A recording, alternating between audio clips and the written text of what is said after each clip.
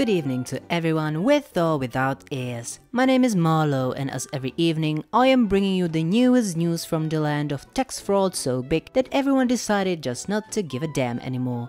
The borders might still be closed, but my mouth remains open, and so here we go with the freshly squeezed gossip from the Střechovický forest.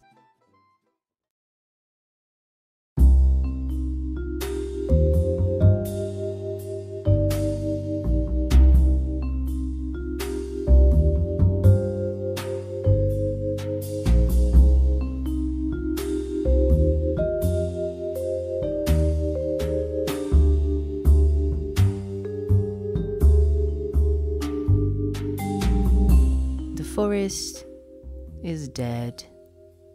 Something strange is lurking around our grounds. Something that snatches humans away from our world. And so, while the spirits quietly roam around the forest undisturbed, any living creatures remain in their homes, some in groups, some alone, and they collectively enjoy the free time they suddenly gained. Some decorate their houses for the holidays. Some are baking. Some are playing board games. But no one is brave enough to go outside. To everyone's dismay, a few days ago in the middle of the night, we received the following public announcement from the Asociace hličnatých stromů Čech a Moravy, that is the Coniferous Trees of Bohemia and Moravia Association. Dear residents, much to our regret, we are forced to ask you to lend us back your eyes. Gather immediately under the old oak. Hold your hands. Look up to the sky. Ignore the excruciating pain. Considering the present situation, your privacy will be temporarily invaded. We cannot stay inactive. As much as humans actively try to destroy our grounds, we cannot let creatures from our world hurt them. It is our duty to protect and serve. We are deeply sorry for this inconvenience. Our previous command is still in force. We ask all residents to report any unusual sightings and missing creatures to the association. For now, continue in your daily routines as usual. If you notice a burning smell, move from your current position. Be aware of your surroundings. We wish you a nice day, and don't forget, we stab so that you don't have to.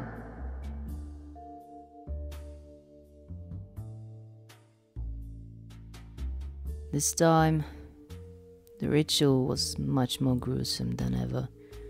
The winter does its magic with making all of us much more sensitive, I guess. I don't remember much, just holding hands with everyone in a circle around the old oak. Then a terrible, blinding pain. I woke up lying on the ground, covered with snow. It was morning already. Everyone was slowly waking up around me. We were so confused, and then we saw them, the eyes everywhere, on every tree that wasn't sleeping, watching us, watching every step we made.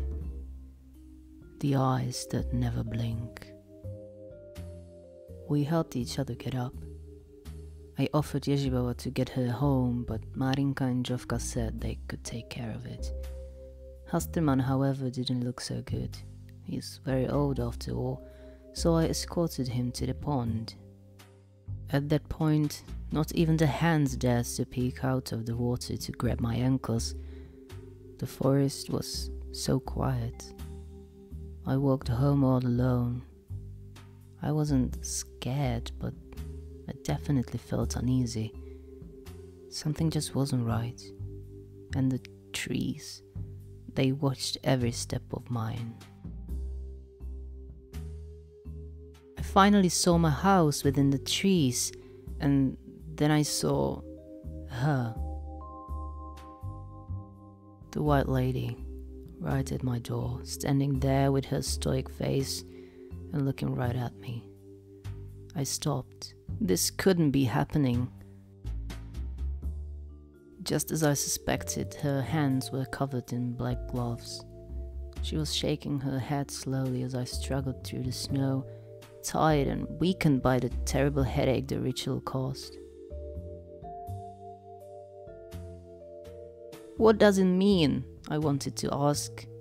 "Why are you here? What's going on?" My mind was racing, as there was so much unknown to me, but as I finally opened my mouth, the white lady disappeared. I rubbed my sore eyes, hoping it was just a dream, a delusion.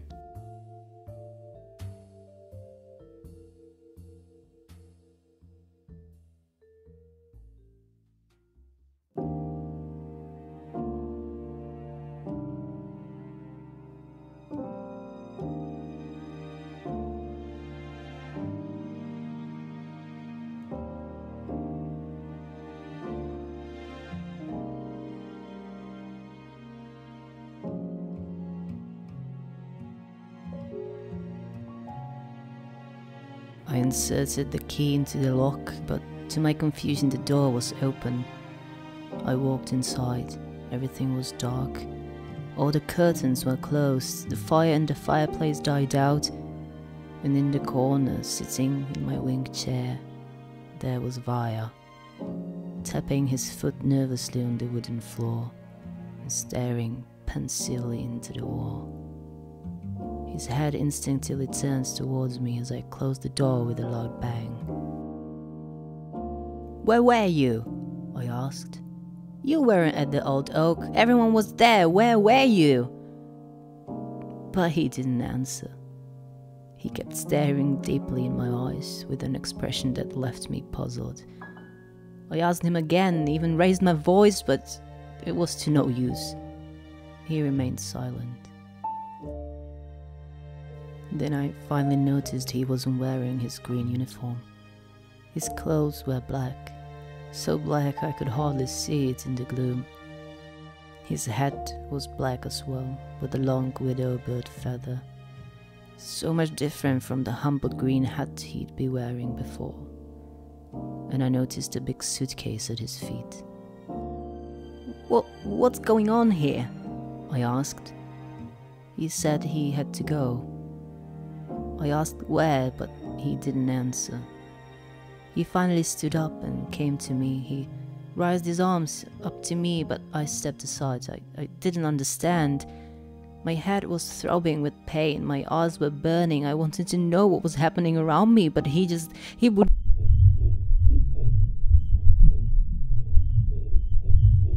As of today, all types of fortune-telling are forbidden in the forest. No guns are allowed in the forest.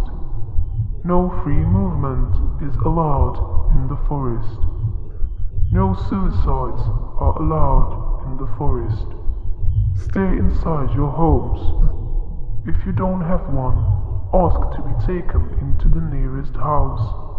If you hear us calling your name, step outside. The interrogation is inevitable. Good night.